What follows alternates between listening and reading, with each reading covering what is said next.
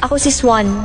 Taga Riverdale, mahirap na high schooler, straight A pangarap ko makapasok sa Hope HiaU. Maging civil servant?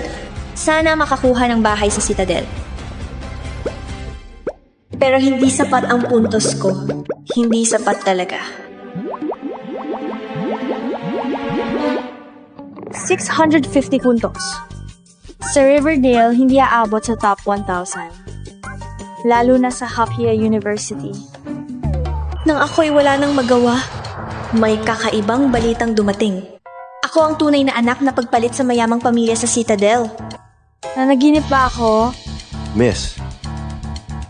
Miss, pakiusap.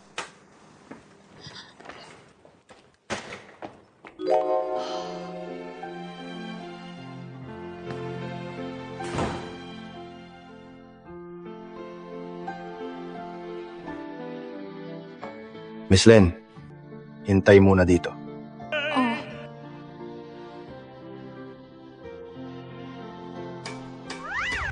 Swan, ginagawa mo? Titigil ka sa pag-aaral? Ako ang tunay na anak na pagpalit pagkapanganak sa mayamang pamilya sa Citadel.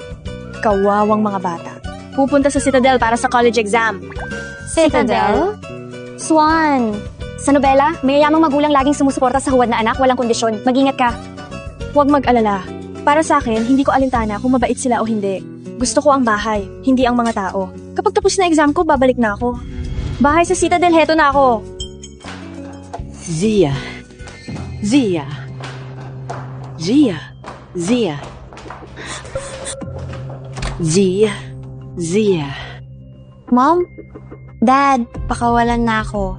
Hindi ako karapat-dapat sa pamilyang ito. Mabuting bata, Zia. Huwag kang matakot. Wala siyang laban sa'yo. Ikaw, anak kong pinalaki ng 12 taon.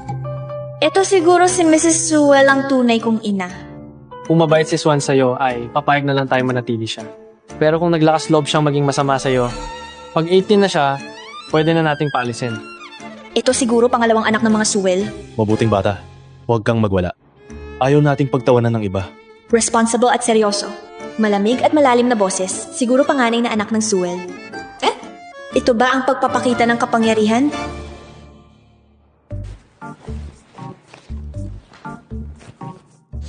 Nakakabagot. Dahil may free time, mas mabuting gumawa ng maraming practice questions.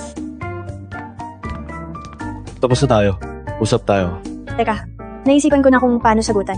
Bakit nagkukunwari? Nagpapanggap ng matalinong estudyante? Pakita mo, anong sinusulat? Tumahimik ka.